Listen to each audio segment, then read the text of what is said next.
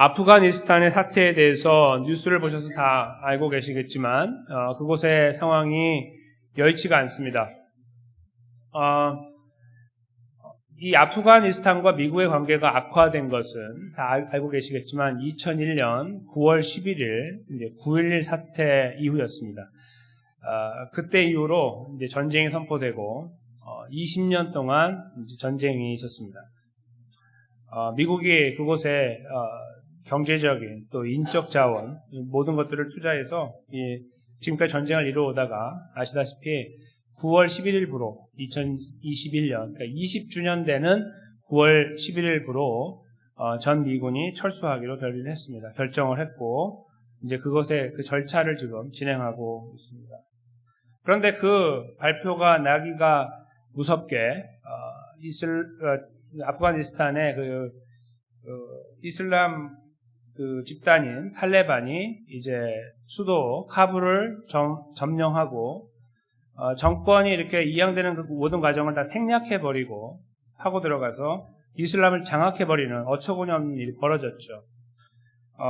특별히 기대를 하지 못했던 건 아니겠지만 이렇게까지 될 줄 몰랐던 사건이기도 합니다. 그래서 많은 사람들이 지금 인명피해를 입고 있고 더더군다나 미국 국민이 그곳에 머물고 있는 사람들의 피난의 그 과정에 대한 우려가 지금 이렇게 불거지고 있는 그런 상황입니다.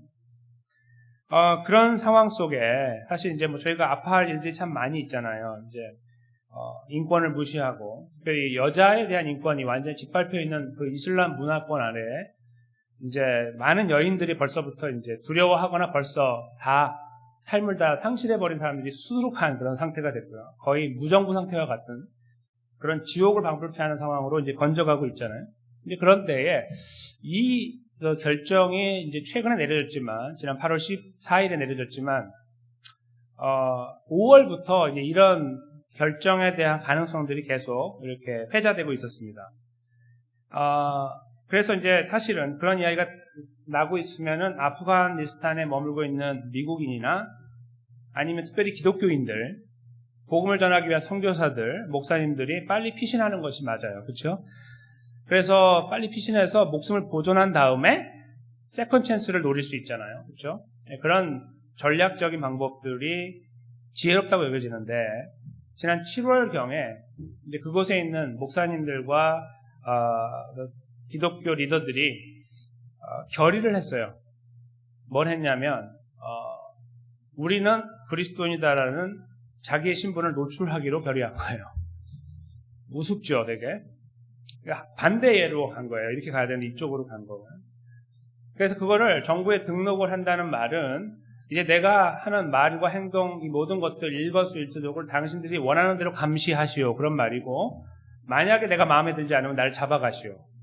내가 정말 악한 자라고 판단되면 나를 죽이시오라는 의미가 다 담겨 있어요. 그렇게 하기로 결의를 하고 그렇게 했어요. 참 어처구니가 없죠. 그런 일이 벌어졌어요. 근데 이 사건을 놓고 지난 18일에 The Gospel Coalition이라고 하는 미국의 큰 그룹이 있어요. 이 복음주의 그룹인데 여기 모여 계신 분들 목사님들과 이제 그 기독교 리더들이 모여서 삶의 이슈들, 교회 이슈들을 함께 논의하고 다루고 이렇게 계속 모임을 가져서 성도님들을 일깨워주고 이렇게 복음으로 더 잘 설 수 있도록 도와주는 그런 일들을 하는데 좋은 글들이 많이 나와요. 근데 그 중에 하나가 이제 발표가 됐는데 그 내용이 뭐냐면 그 타이틀이 뭐냐면 그 아프가니스탄에 있는 목사들이 가지고 있는 하나님의 주권에 대한 생각 이거예요. 네, 벌써 감이 오시죠? 즉 그들이 하나님을 믿을 때 아프가니스탄에서 물론 우리가 지금 무슬림이 둘러싸여 있고 이슬람 국가이기 때문에 오는 압박과 위협들이 있으나 하나님이 절대 주권자이심으로 우리가 믿어서 구원받는다라는 메시지를 전하고 그 메시지를 받은 분들이 이제 지하교회에 모여서 북한처럼 예배를 드리고 이렇게 했는데 이제 상황이 악화되더니 언제처럼 되냐면 마치 유대인들을 압박해가지고 그들을 전멸시키려고 하는 이 나치 정권과 같은 그 압박과 위협 속에 있는 것 같은 상황 속에 있다는 거죠. 마치 일제 치하에 있던 한국 교회와 같은 거예요. 그런 것들, 그런 비슷한 유의 것들이 여기에서 연상이 되는데요. 그런 상황 속에 있을 때에 거기에 목사님들은 과연 어떻게 그들에게 답을 줄 수 있을까 이거죠. 이게 하나님이 절대 주권자라고 하는데 이게 무슨 일입니까? 라고 물을 거 아니에요. 그렇죠? 성도님들이. 거기에서 어떻게 답을 할 거냐. 이런 이제 내용의 글이에요. 그걸 어떻게 바라보느냐 이거죠. 근데 그 내용 속에 바로 지난 7월에 목사님들과 리더들이 자기를 오픈해버렸다라는 내용이 담겨 있는 거예요. 그러면서 하는 말은 뭐냐면 그것은 그들이 우리가 이렇게 우리를 오픈해서 자신감 있게 믿을 테니까 성도님들 걱정하지 마시고 나를 따라오시오라는 의미도 있겠죠. 그 용기를 보고 성도님 따라갈 수 있으니까. 그러나 둘째로 더 중요한 거는 그들이 오히려 적극적으로 숨겨져 있던 자기를 드러내서 그 위협 앞에 서겠다는 뜻이에요. 나를 드러내겠다. 이거죠. 그러니까 소극적으로 숨어서 뭔가 예배하는 그런 모습이 아니라 드러내고 자신감 있게 그리스도인의 자기 정체성을 세상에 알리겠다는 말이에요. 그런 의미에 참 의미가 있는 그리고 또 그런 행동이었다고 믿어요. 자기의 정체성을 드러낸 행동이죠. 지금 아프가니스탄의 그 정세 이런 것들은 저희가 뉴스를 통해 보시면 다 아실 것이기 때문에 제가 여기서 굳이 드릴 말씀이 없고요. 그렇게 복잡하고 힘든 상황 속에 그리스도인들의 결정이 참 중요한데 그 결정 중에 특별히 리더들의 결정이 중요한 입장에 그분들은 이렇게 결정을 했다는 거예요. 참 아쉬운 점도 있어요. 왜냐하면 그분들이 살아남아야 그 기약을 할 거 아니에요. 다음 후대를 기약하잖아요. 다음 스텝을. 나중에 그 나라가 다시 전복이 돼가지고 정상적인 나라가 됐을 때 다시 그 일을 할 수 있다는 건 기대감도 있기 때문이죠. 근데 그들은 다른 길을 택한 거예요. 용기 있는 결정이라고도 볼 수 있죠. 저희는 이 하나의 사건이 오늘 이 말씀과 굉장히 많이 연결되어 있다는 것을 이제 말씀을 들어가시면서 아시게 될 것인데요. 그것은 단순히 그들의 삶이 이 말씀과 참 많이 닿아 있구나, 많이 이렇게 닿아 있구나라는 것만을 헤아리려고 하는 것은 아닐 것입니다. 그렇죠? 우리는 그보다 더 큰 것을 헤아리기 위해서 이 말씀을 듣기 원합니다. 다른 말로 바꾸면 우리에게는 어떤 의미가 있냐 이거죠. 예, 그런 기대감을 가지고 우리가 이 정체성이라는 제목의 말씀 안 속으로 깊이 들어가 보도록 하겠습니다. 오늘 본문이 시작될 때 나오는 특별한 이름이 바로 분봉왕이라는 건데요. 7절에 바로 첫 번째 단어가 분봉왕이잖아요. 이게 나누었다라는 뜻인데 나누었다라는 의미인데 이 나누어 가진 이 단어의 원래 의미는 뭐냐면 세 조각으로 나누어 가졌다 이거예요. 나누어 가진 거였는데 정확하게는 세 조각으로 나누어 가졌다는 의미예요. 원래 단어가. 그 단어가 이제 번역되면서 분봉왕으로 이제 바뀌어지게 된 거예요. 비슷한 의미니까요. 분봉왕 헤롯이라는 말을 저희가 먼저 이해할 필요가 있는데 성경에는 헤롯이 두 번에 걸쳐 나오는데 한 번은 헤롯 대왕이라고 꼭 불러야 되는 헤롯 더 그레이시라고 하는 왕이 있어요. 예수님 출생하실 때에 있었던 왕, 그가 바로 헤롯 대왕이에요. 근데 그가 성경을 잘 저희가 들여다보시면 예수님을 죽이려고 하다가 본인이 죽어요. 그렇죠? 나중에 이제 다 아이들 다 죽인 다음에 얼마 있다가 본인이 하나님의 부름을 받고, 그렇죠? 그리고 나서 예수님이 애굽에 피신하셨다 돌아오시는 과정이 성경에 기록되어 있습니다. 그때 헤롯은 죽었지만 그의 아들이 셋이 있었는데 그 셋이 사이좋게 나라를 나누어 가졌어요. 세 조각으로. 피자 나누듯이 나누어서 가졌어요. 북, 중, 남 이렇게 나누어서 그 지역을 다스리게 돼요. 서로 관계가 썩 좋지는 않았습니다. 그런 과정 속에 등장하는 사람 중에 한 명이 여기 있는 헤롯이에요. 근데 그 세 명의 이름이 빌립이라는 사람이 있고 안디바라는 사람이 있고 아켈라오라고 하는 사람이 있는데 여기 나오는 이 사람은 안디바라고 하는 사람이에요. 그러니까 지금 예수님께서 활동하시는 그 갈릴리 지역을 다스렸던 왕이에요. 물론 꼭두각시 왕과 같죠. 큰 힘이 없는. 그러나 이제 정치적인 안정, 종교적인 안정을 위해서 그냥 심어 놓은 거예요. 로마 정권이. 그가 이 모든 일을 들었다는 거예요. 그 말이 뭐냐면 예수님께서 그동안에 저희가 읽어왔던 내용 중에 있던 수많은 기적들을 행하고 이런 일들을 들은 거예요. 듣고 나니까 궁금증이 생겼어요. 그래서 이 7절 중간에 보시면 이 모든 일을 듣고 심히 당황했다. 근데 당황한 이유가 이는 왜냐하면 어떤 사람은 요한이 죽은 자 가운데서 살아났다고 하기 때문이다. 이거 첫 번째 이유가. 그럼 요한하고 자기하고 무슨 관계가 있길래 이렇게 그것이 심히 당황하게 만들었을까라는 이제 의구심이 생깁니다. 오늘 이 일이 있기 이전에 오늘 그 본문에 아까 저희가 읽은 9절에 그러니까 이 본문 마지막 부분에 나오긴 하지만 여기 나와 있는 헤롯 안티바가 세례 요한의 목을 잘랐어요. 그래서 내가 죽인 그가 살아났단 말이냐라는 것 때문에 두려운 거예요. 그것이 그를 아주 심히 당황하게 만들었어요. 아주 불안하게 만들었다는 뜻인데요. 그럼 무슨 일이 벌어졌냐면 이 사건 이전에 본인이 이제 나라를 나눠 가졌잖아요. 다스리고 있을 때에 빌립, 자기의 브라더잖아요. 빌립의 아내를 헤로디아라고 하는 그 아내를 자기가 그냥 뺏어와 버렸어요. 그래서 그 가정이 이제 힘들어지고 본인은 좋아졌어요. 그렇죠? 그렇게 돼서 그 상황을 지켜보고 있던 세례 요한이 그를 찾아가서 그에게 이제 하나님의 메시지를 전합니다. 너 그거 잘못했으니까 당장 회개하고 돌려보내. 이렇게 담대하게 왕 앞에서 메시지를 전달했어요. 왕이 귀가 아주 굉장히 귀찮죠. 그래서 그를 잡아서 옥에 넣어버리게 됩니다. 그런 사건이 있었어요. 근데 나중에 어떤 기회가 돼서 잔치를 열었는데 많은 사람 앞에서 그 헤로디아의 딸이 춤을 췄단 말이에요.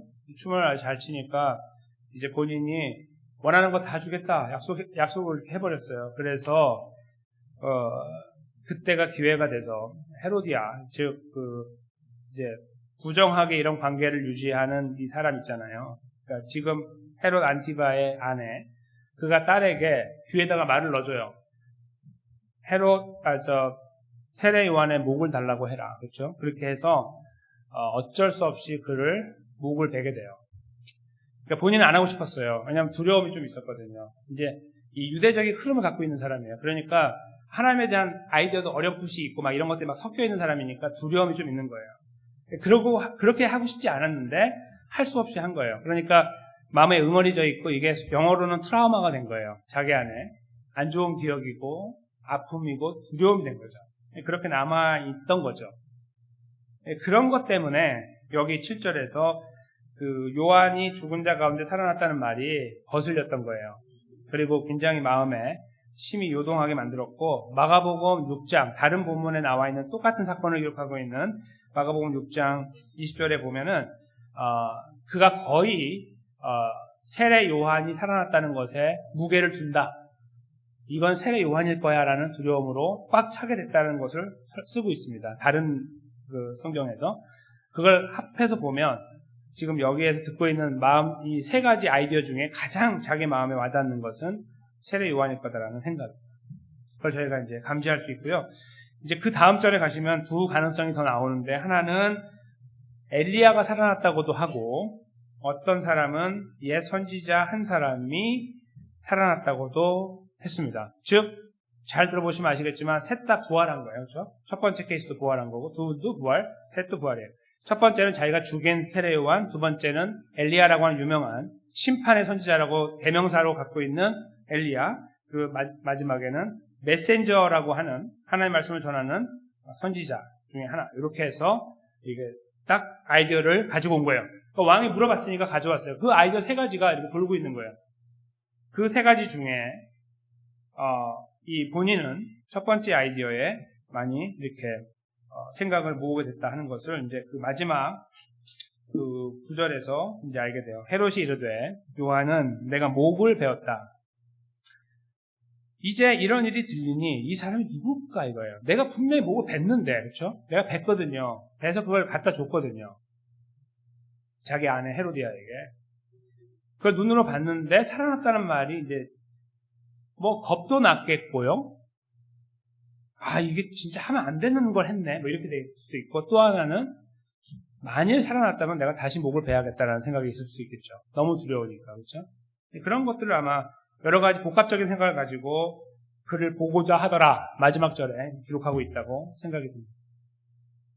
이 본문은 그래서 사실은 저희들에게 이렇게 이 내용 자체가 그렇게 막 풍성한 어떤 하나님의 은혜가 보여지지 않고 정답이 보여지지도 않는 그런 메시지예요. 이 텍스트 자체가. 그런데 하나의 단락으로 이어졌기 때문에 저희가 떼어서 깊이 묵상할 수 있는 부분이 있는데 어떤 의미에서 그럴까를 이제 생각을 해봐야 됩니다.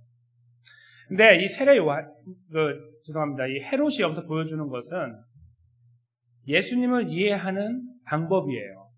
그걸 저희가 이제 먼저 이해하면서 말씀을 깊이 이제 생각하려고 하는데요. 방법이 뭐냐면 예수님을 알고 싶은 거예요.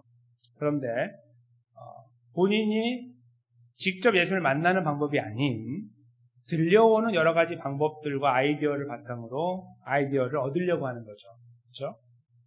그렇게 해가지고 얻게 된 아이디어의 세 가지가 자기가 그렇게 두려워하는 존재로서의 세례 요한, 아니면 심판을 선포했던 그 역할을 했던 엘리야, 무섭죠 본인이, 무서워요, 심판이니까. 아니면 심판의 메시지를 전하는 선지자, 이런 것들로 이렇게 아이디어가 왔을 때 그걸 가지고 예수님을 이해하려고 한 거예요. 예수님이 아닌 다른 아이디어, 다른 사람들의 생각을 바탕으로 예수님을 이해하려고 했다는 거, 그걸 첫 번째로 저희가 여기서 감지하게 되고요. 두 번째는 본인의 머릿속에 있는 본인의 경험을 바탕으로 예수님을 이해하려고 하는 거예요. 그것은 자기가 잘했건 잘못했건 예수님하고 어떤 죄송해요. 세례 요한과 무슨 링크가 있잖아요. 이 관계가 있거든요. 잘했건 잘못했건. 그것이 계속 자기를 따라다니는 거예요. 거기하고 이렇게 누군가 말을 해줬더니 거기에 딱 연결이 돼버린 거예요. 자기의 필요, 자기의 두려움, 이런 것들로 이렇게 좀 감추고 살고 싶은 어떤 그런 대상이 이제 있는데, 누군가 말을 꺼내기를 그 중에 하나입니다, 아니면 바로 그 사람입니다 라고 말했을 때 오는 이 충격이 그를 감싼 거예요. 즉, 그가 예수님에 대한 이 정보를 얻으려고 하는 방법이 틀렸고요. 둘째로는 그가 예수님을 이해하려고 하는 그 정보 중에 이해하려고 하는 것이 지극히 개인적이고 자기 경험에 깊이 내재되어 있는 사실을 바탕으로 이해하려고 했다는 거예요. 그래서 저희가 여기에서 반면교사로 이해하게 됩니다. 그런데 이 이해가 저에게 말해주고 있는 중요한 사실 한 가지는 이거죠. 저희가 이제 다음에 다시 누가복음으로 돌아와서 본문을 살피는 2주 후가 되겠죠. 그때 저희가 이제 상고하려고 하는 내용이 18절부터 나오는데, 같은 장. 근데 그 부분을 저희가 살펴보면 18, 19, 20절을 보면 이 이야기를 이어가는 것 같은 느낌이 있어요. 그때는 저희가 좀 더 말씀을 나누겠지만 어떤 의미에서 그러냐면, 예수님께서 물어보세요. 너희들의 생각에는 내가 누구냐? 이렇게 물어보시거든요. 그러니까 지금 이 헤롯, 여기 이 분봉왕 헤롯이 지금 가지고 고민하고 씨름하고 있는 이 질문에 대한 답을 엉뚱하게 잘못되게 얻어서 거기서 힘들어하는 이런 모습을 바탕으로 하고, 그건 그런데 그러면 너희들은이라는 질문이 이어진다는 거예요. 거기에서 제자들의 답을 이렇게 예수님께서 취하시게 되거든요. 그건 저희가 그 이후에 살펴보겠지만, 그리로 나가기 전에 이 반면 교사가 저희들에게 주문하는 것이 있습니다. 예수님께서 물으시는 그 질문과 같은 거예요. 조금은 다르죠. 어떻게 예수님에 대한 정보를 갖고 있는가? 예수님의 정체성을 어떻게 알게 됐느냐? 이런 거예요.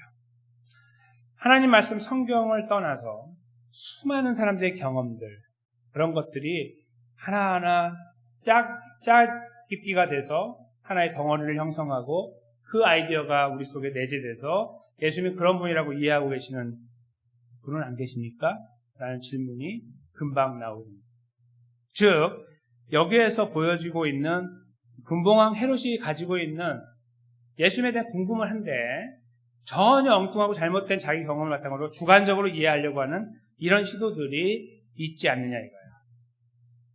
그러니까 예수님이 누구냐라고 저희가 입을 통해 이렇게 고백하는 그 고백의 근저에 도대체 무엇이 있었고 어떻게 거기까지 가게 됐느냐 이거죠. 어떻게 예수님을 그렇게 알고 계십니까? 라는 질문.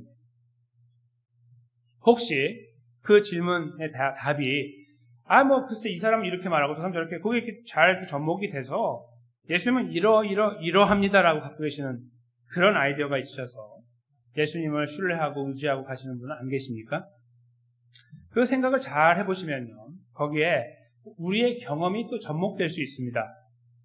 그 접목된 것이 하나님 말씀이 성경에서 우리에게 드러나고 있는 사실이 아닌 우리가 경험한 어떤 사건이 마치 진리인 것처럼, 그것이 보편적인 진리인 것처럼 해서 그것을 우리가 이해하는 거예요. 예수님이 이래라고 그냥 정의를 내어버리는 거예요. 그리고 그 정의 위에서 우린 예수 믿는 거죠. 어떤 어려운 일을 만났을 때 예수는 그렇게 인식하는 거예요. 우리가 가지고 있는 그 테두리를 가지고. 그렇게 우리가 예수님을 인정할 수 있습니다. 분명히 예수님을 부르고 의지하고 가는데 그 예수님이 달라요. 마치 분봉왕 헤롯이 얻게 된 이 아이디어, 위에서 예수를 보려고 하는 열정을 갖게 된 것처럼, 어떤 결과를 원하는지 모르지만 그걸 갖게 된 것처럼 말이죠. 그래서 찾으려고 하는 것처럼 말이죠. 즉 예수님은 하나님의 아들이십니다. 예를 들어서 당신을 위해서 이 땅에 오셨습니다. 당신이 예수 그리스도를 믿어야 됩니다. 이런 메시지가 들어가서 분봉왕 헤롯이 그 예수님을 정말 만나 뵙기 원한다면 그 목적이 뭘까요? 믿고 싶으니까, 그렇죠? 예수님을 나의 구원자를 믿고 싶으니까 만날 거예요. 근데 지금은 엉뚱한 목적이에요. 그래? 내가 한번 봐야겠다. 누군지.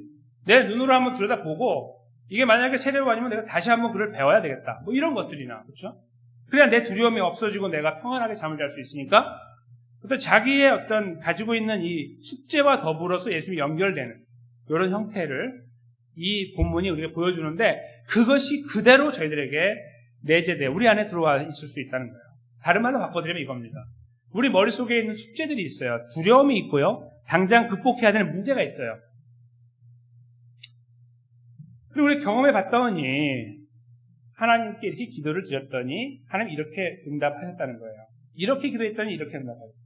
하나님은 그런 분이다라는 생각으로 딱 정리가 돼서 이번에도 하나님 그렇게 하셔야 한다는 당위성을 가지고 하나님께 요청하는 이런 것들을 생각해 볼 수 있다는 거예요. 즉 나는 항상 잘 돼야 되고 내 문제는 잘 풀려야 되는 거예요. 내가 원하는 방식으로 항상 점프가 잘 이루어졌으니 이번도 그렇게 돼야 된다는 어떤 기대감들. 이런 아이디어들이 이게 다 집합돼가지고 집약이 돼가지고 그 생각 위에서 우리가 예수님을 부르고 찾고 있는 것이 아니냐 하는 질문으로 나아간다는 거예요. 조금 더 구체적으로 말씀드리면 예수님을 도깨비 방망이처럼 쓴다는 거죠. 한 방 때리면 다 되는 거예요. 내가 지금 앓고 있는 이 문제도 괜찮아. 왜요? 기도하면 다 하니까. 하나님께 다 이루어 주시니까.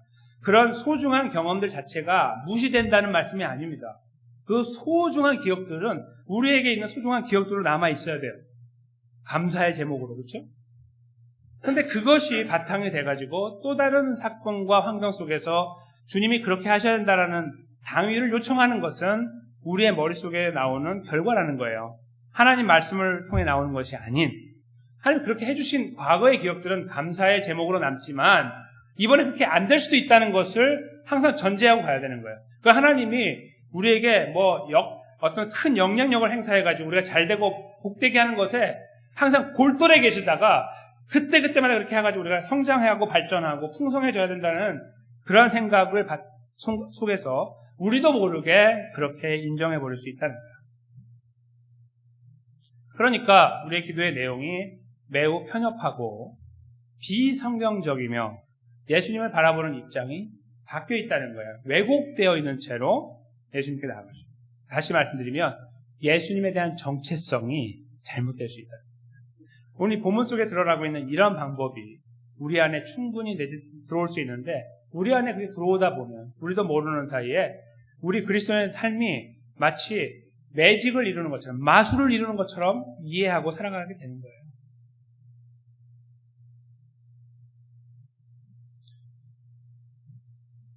하나님 말씀은 그럼에도 불구하고 끊임없이 귀가 따갑도록 저희들에게 다른 것들을 말씀하고 계십니다. 예수님의 정체성에 대해서 말씀하시는 거죠. 그걸 저희가 이제 한번 헤아려 보면서 저희들의 질문과 접목을 한번 해보면 이렇습니다.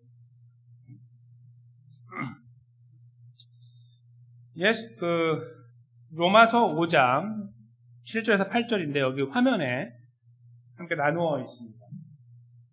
로마서 5장 7절에서 8절을 저희가 읽어보겠는데요. 제가 읽겠습니다. 의인을 위하여 죽는 자가 쉽지 않고 선인을 위하여 용감히 죽는 자가 혹 있거니와 우리가 아직 죄인 되었을 때에 그리스도께서 우리를 위하여 죽으심으로 하나님께서 우리에 대한 자기의 사랑을 확증하셨느니라. 아멘. 로마서 5장 7절에서 8절 말씀입니다. 여기에서 강조하고 있는 포인트는 사람들이 좋은 일들을 위해서 자기 목숨을 버리는 거 가능하다. 그것이 뭐 자기 자녀를 위한 것이건 공동체를 위한 것이건 어떤 희생 이런 것들이 가능한데 썩어질 거, 다 썩어진 거, 가치 없는 것을 위해서는 하지 않는다. 정신이 온전하지 않은 사람 빼고는 그렇게 하지 않는다는 겁니다. 여기서는 우리가 아직 죄인 되었을 때라는 8절 포인트에서 그 부분에서 예수님의 죽음이 인간적인 눈에서는 헛죽음이었다는 것을 강조하고 있거든요. 그러니까 가치 있는 것을 위한 죽음이 아니었음을 드러내고 있어요. 우리가 아직 죄인 되었을 때, 그러니까 아무것도 인정하지 못하는 상태, 뭐 제대로 이렇게 드릴 것도 없는, 꼼짝도 하지 못하는 그런 상황 속에 있을 때 예수님께서 우리를 위해 죽으셨다. 그래서 우리에 대한 사랑을 확정하셔서 우리를 구원했다는 말씀이죠. 로마서 5장 7절 8절. 이 말씀은 예수님의 정체성을 드러내는데 굉장히 중요합니다.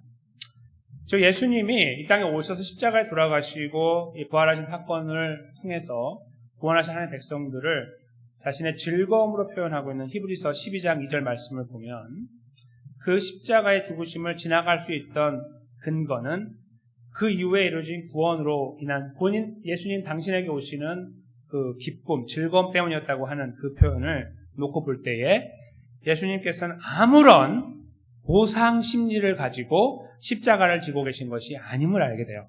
즉, 그 십자가의 사건 이후에 구원받은 하나님의 백성들이 다 돌아와서 건강하게 돌아와서 예수님 앞에 서서 감사합니다를 평생 외치며 살 것을 기대하지 않아요.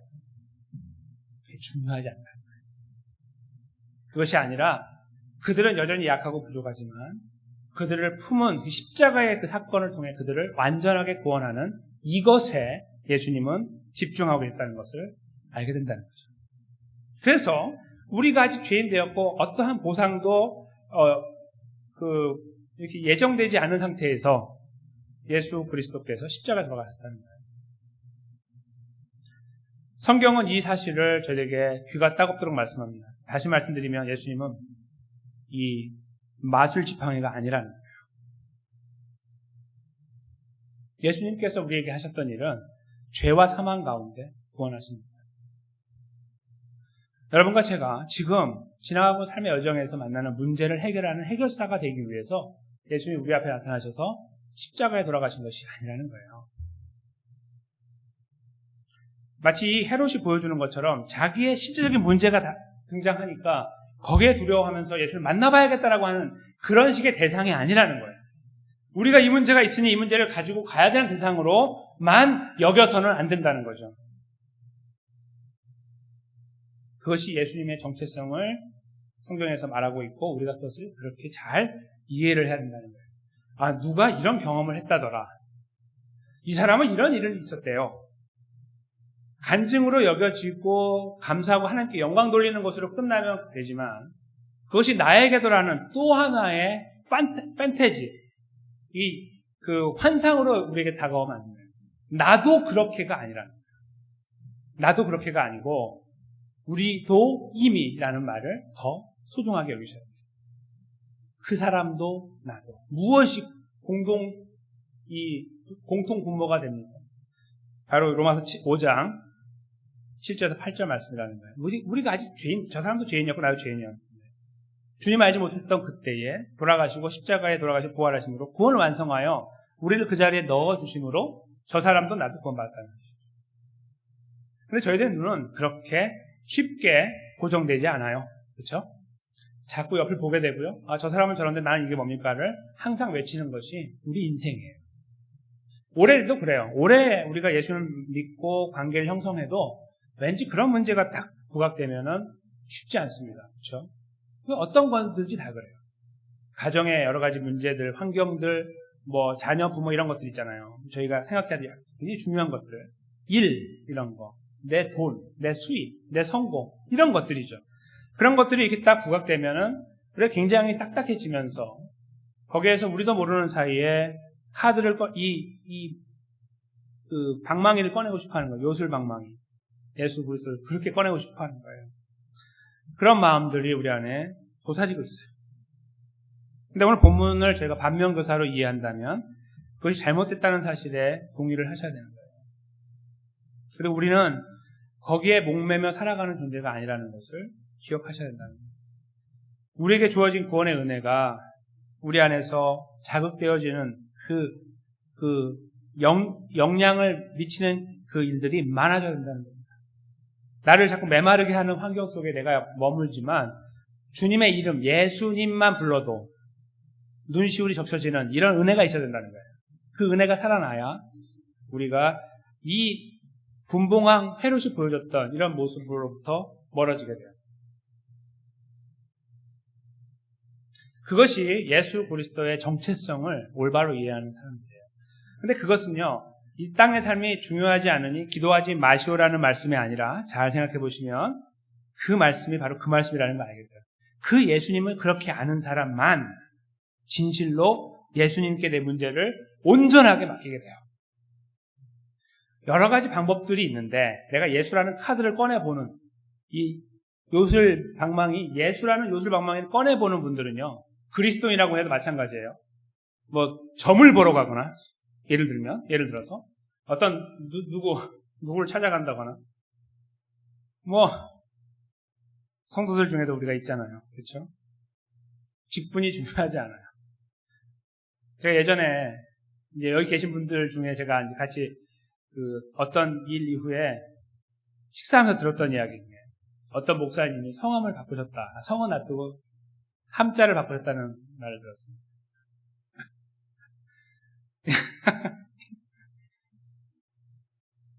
제가 목사여서 사과드립니다. 네. 이거 상엉터리라고 하겠습니다. 네. 그냥 엉터리가 아니고 상엉터리.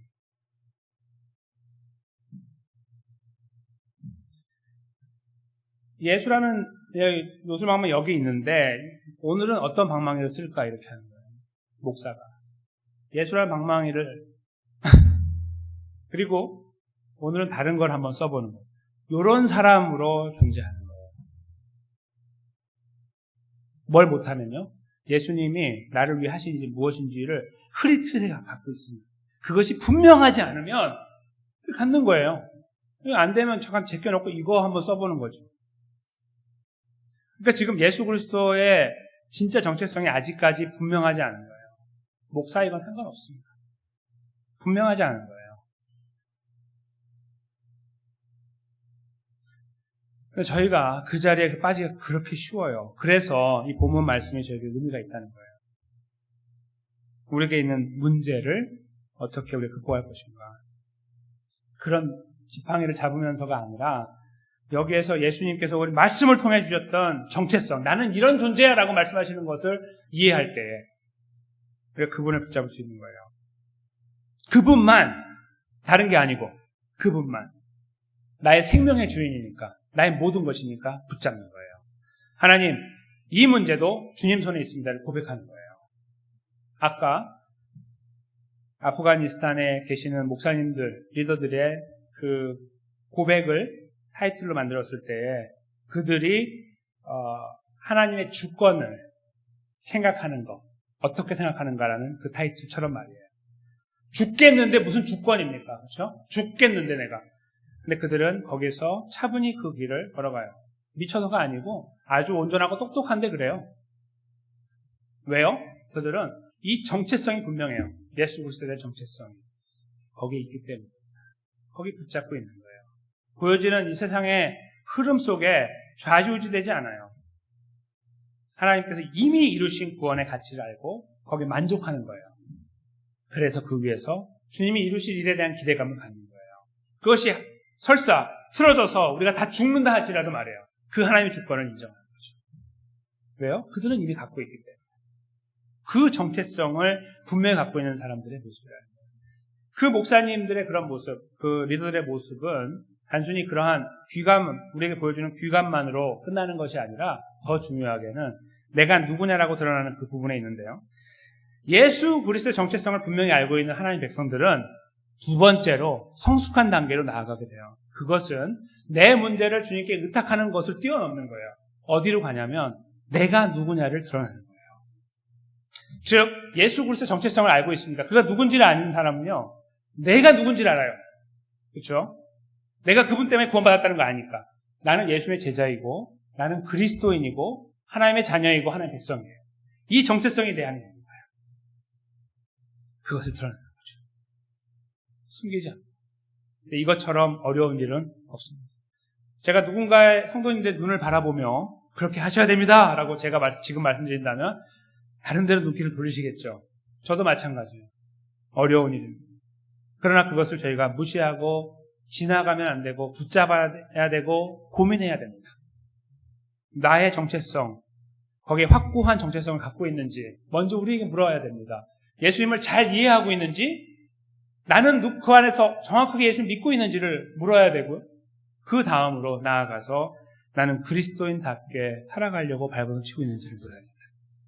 그게 오늘 타이틀 정체성이 갖고 있는 두 번째 의미가 되는 것입니다. 예수님의 정체성, 나의 정체성. 예수님을 바로 알고 있는 우리는 이렇게 우리 정체성에 자신감을 가져야 되고 그것을 드러내야 돼요. 그것은 나 그리스도인이요 이렇게 말하는 것을 드러나는 것이 아니라 묵묵히 말과 행동을 변화가 이루어지는 말과 행동을 통해서 나타나요. 내가 갖고 있던 나의 집요한 생각들을 놓아버릴 때, 상대방을 향한 나의 그 저지멘탈한 평가하고 짓누르고 억압하고 정죄하려고 하는 이런 시각들이 내려질 때, 오히려 그 시각들을 나에게 던질 때에 이루어지는 거죠. 그런 모습으로 나타납니다. 우리들의 말이 훨씬 더 부드러워질 때에, 그렇죠? 그게 언제까지 그렇게 될지 모르고 어떤 경우는 잘하고 잘하지 못하실 때도 있지만 여전히 그 방향을 향해 가고 있는 바로 그것이 우리 정체성을 확인한 하나님 백성들의 걸음이라는 거예요. 우리는 그 걸음을 추구해야 됩니다. 그리로 가야 돼요. 놓아버리면 안 돼요. 내 집에서 내가 나 혼자만 하는 것 같아서 억울하기 짝이 없어도 해야 돼요. 내가 이렇게 하면 내 주변에서 내 사랑하는 사람이 나를 지금까지 그렇게 나를 무시했던 사람이 더 무시할 텐데요. 그래도 가야 돼요. 그게 바로 이 정체성, 하나님의 백성의 정체성을 알고 있는 사람들이 취해야 되는 자세예요. 거기 어떠한 보상이 없어도 말이죠. 아프가니스탄에 있는 그 목사님들이 보여준 바로 그것처럼 거기 어떠한 보상도 없어요. 싹 하루간에 다 잡혀가지고 한꺼번에 망할 수도 있지만 사람의 눈에 아랑곳하지 않는 바로 그러한 자세, 그러한 정체성을 가진 존재로서 우리가 이 세상 속에 자리매김을 해야 된다. 참 어렵고 딱딱하고 그렇죠? 무거운 지침이고 방향이고 삶의 내용입니다. 저희 모두가 이 말씀의 끝자락에서 한쪽이 굉장히 무거워지는 느낌을 받습니다. 어떻게 그 걸음을 걸어갈 것인가? 꼭 가야만 하는 것인가? 대충 이 부분은 무시하고 가다가 나중에 내가 조금 괜찮아질 때에 붙잡으면 되는 것이 아닐까라는 생각을 우리 머릿속에 맴돌고 있을 때에 예수 그리스도가 우리 앞에 서십니다. 우리를 위해 대속의 걸음을 걸어가신 예수 그리스도가 우리 앞에 서십니다. 아무것도 기대하지 않고 우리를 구원하시기 위한 그 걸음을 걸어가셨던, 묵묵히 걸어가셨던 예수 그리스도가 우리 눈앞에 아른거립니다. 우리들의 다짐과 결심과 결정으로의 걸음에 그 한계를 경험해 오셨던 사랑하는 성도들과 제가 다시 그 걸음을 가면서 다시 고꾸라지면서 이 걸음을 갈 수 없어요. 오히려 저희는 우리가 그렇게 약한 존재라는 것을 확인하는 순간에 빨리 돌이켜요. 어디로 가야 됩니까? 예수님의 십자가로 가야 돼요.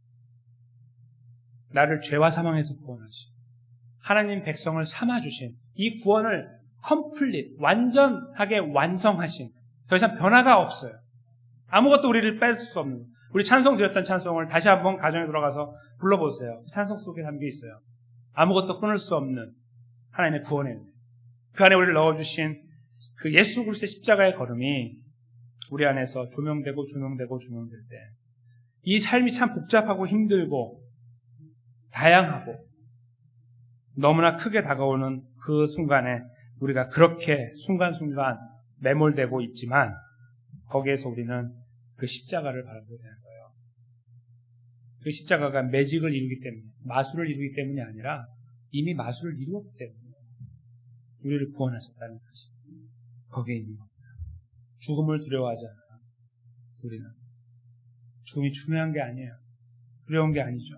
하나님의 백성이 되어 우리는 죽음의 시간이 우리 삶의 가장 환희의 시간이고, 예수 그리스도를 페이스 투 페이스, 얼굴과 얼굴을 맞대어 보는 순간이고, 우리가 그동안 주님 백성답게 살려고 몸부림칠 때 왔던 수많은 애환들을 한꺼번에 정리하시는 순간이 시작되는 순간이기 때문에 우리는 그렇게 죽음을 바라보며 갑니다. 그 은혜가 우리 안에 새록새록 기억되어지고, 아침에 일어나실 때 말씀을 읽으시고 상고하실 때마다, 말씀 위에 기도하실 때마다 사랑하는 성도님들과 제가 그 주님의 구원의 은혜를 다시 기억해낼 수 있는 그런 자리에 세워지기 원합니다. 그 자리에 서서 우리 삶을 다시 한번 바라보고, 정말 복잡하기 짝이 없는 삶에 우리가 그렇게 매몰되어 있다 할지라도 거기에서 그 구원의 은혜가 가치 있게 다가올 때 우리의 눈은 새롭게 열리고 진정한 가치 있는 것을 바라보고 감사할 수 있는 그 자리에 서게 될 거라고 믿습니다. 바로 그 삶에 서 있는 것, 그것이 참으로 예수님의 정체성을 온전히 이해하고 삶을 맡기며, 그리고 그 자리에서 막무가내가 아닌 내 성격 그대로 두세요, 난 이렇게 갈 거예요가 아니라 주여 죄송합니다를 외치며 나를 도우소서, 나를 바꾸소서, 새롭게 하소서를 외치며 주님의 은혜 앞에 무릎 꿇어 나가는 그런 성숙한 그리스도인으로 저희가 한 걸음 한 걸음 하나님의 영광 위한 걸음으로 그렇게 전진해 나가는 그 은혜를 누리게 될 거라고 믿습니다. 바로 그런 자리에 예수 그리스도를 의지하여 그 이름을 부르세요. 예수님 불러보세요. 그 예수님 부르세요. 그 예수님 부르시면서 이 무게를 맡겨드리는 참된 정체성을 가지고 있고 회복된 자의 모습으로 저희 모두가 아름답게 견고하게 세워지게 되시기를 주님의 이름으로 간절히 축원합니다.